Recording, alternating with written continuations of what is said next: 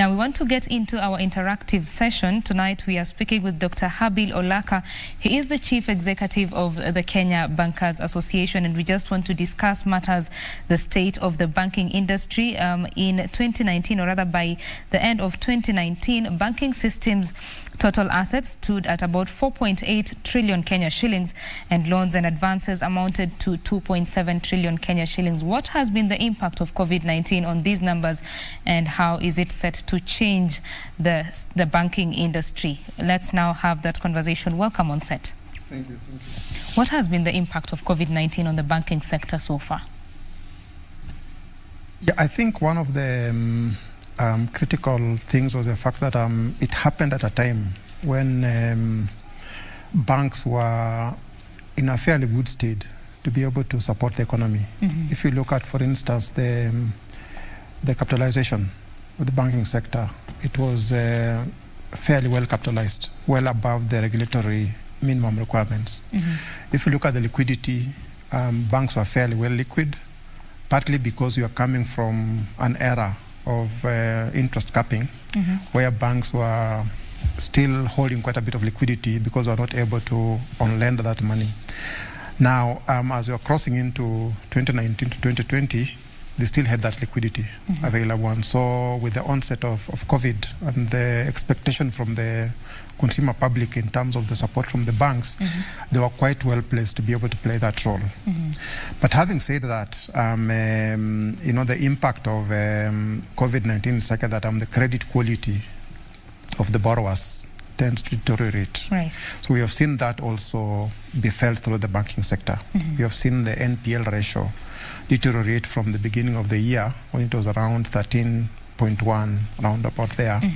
The latest statistics we have in terms of August was about 13.6. Right, that's right. And the projections were that by the end of the year it was going to be something like 14%. So we are still in that region.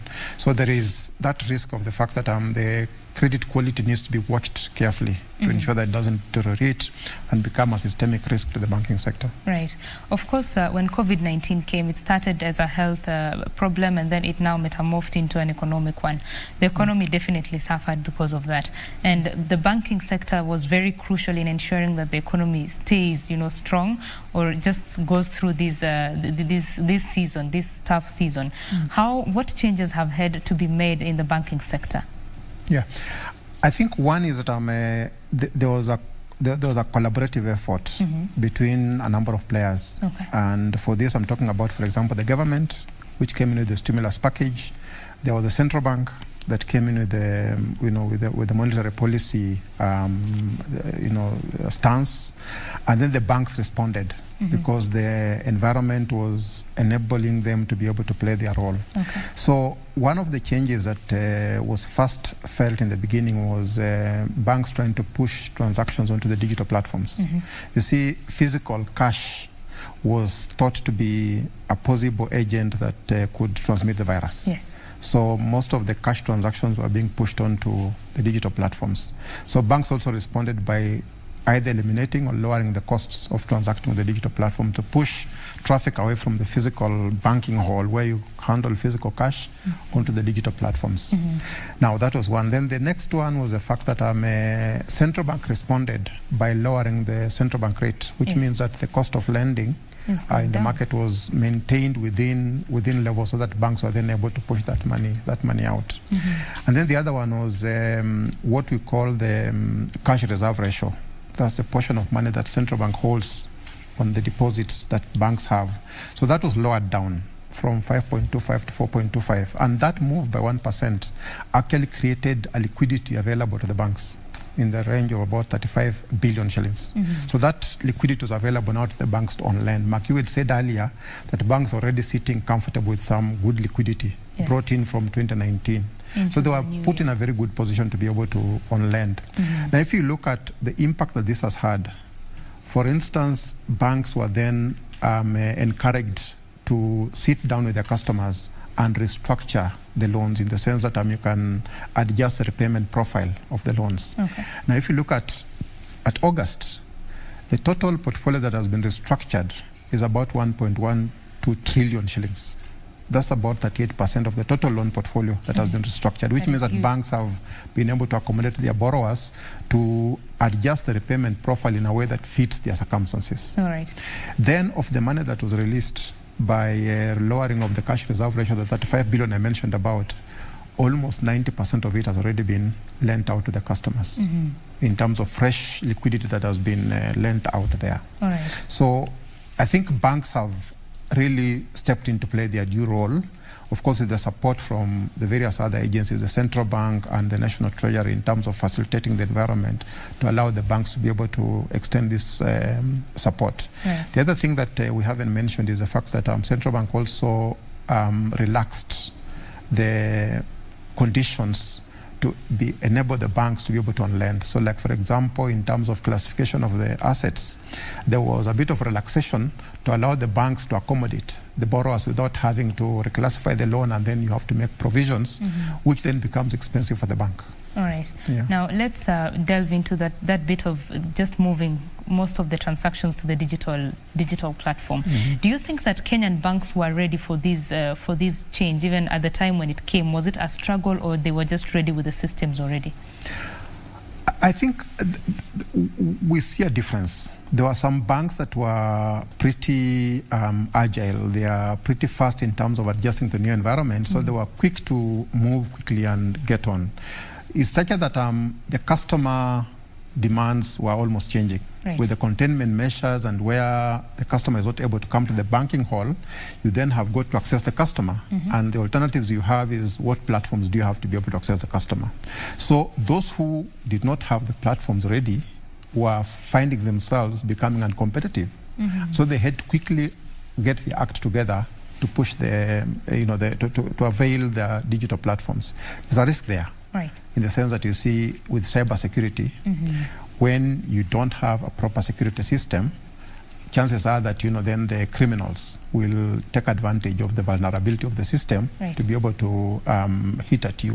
Fortunately, we have not had a very significant impact on that in terms of cybersecurity, because I think banks took very careful steps in terms of moving forward to push transactions on digital platforms away from the physical transactions. The other thing was the fact that a number of employers, including banks, had their staff working from offsite.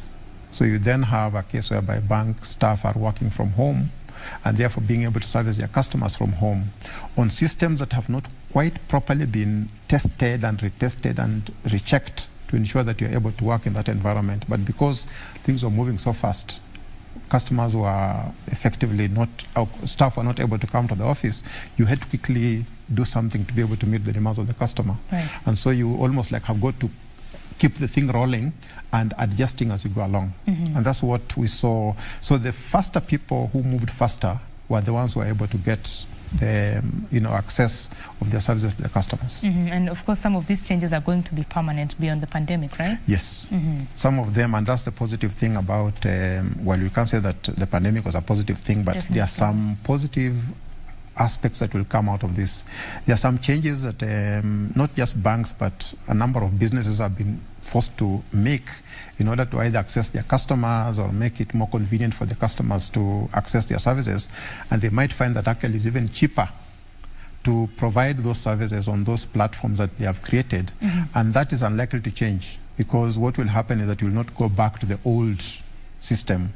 The new normal will now become the actual reality. Right, it's definitely becoming the reality right now. Yeah.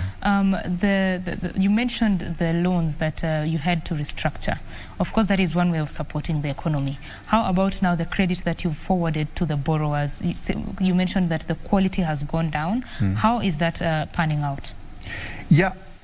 It was more or less expected, because given what was happening, and the fact that a number of the borrowers had their supply chains disrupted, their export markets disrupted, the employees not able to come to the office, supplies, not arriving in time. So you know that the customers' cash flows will be disrupted, and so you expect the quality of the portfolio to deteriorate. And that's why I mentioned a little bit earlier. There's a survey we did within KBA, and the market was anticipating that by the end of the year, the quality of the portfolio will have deteriorated to about 14% in terms of NPL. Now, in August, we're at 13.6.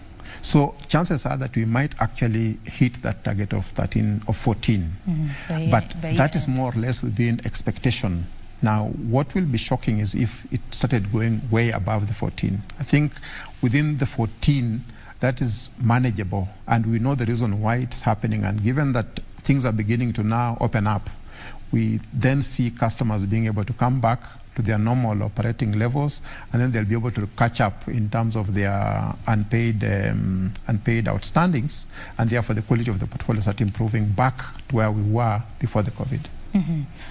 SMEs, the small and medium enterprises, are some of the hardest hit companies, or just companies in the sector by this COVID-19 pandemic.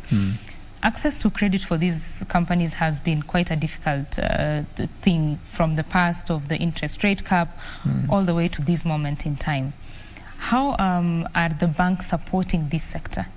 Yeah, actually that was a major problem because of the fact that the SMEs, and especially the MSMEs, were the ones that were most hit by the COVID-19.